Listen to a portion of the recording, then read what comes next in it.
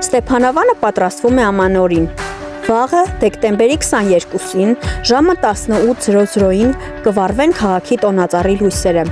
Եկեք միասին մասնակցենք նախատոնական թոհուբոհին եւ ստեղծենք տոնական տրամադրություն։ Քաղաքը պատված է գեղեցիկ լույսերով, ամենուր տիրում է նախատոնական ջերմություն ու ուրախություն։ Զբոսայգիներն ու փողոցները սպասում են բնակիչներին եւ հյուրերին։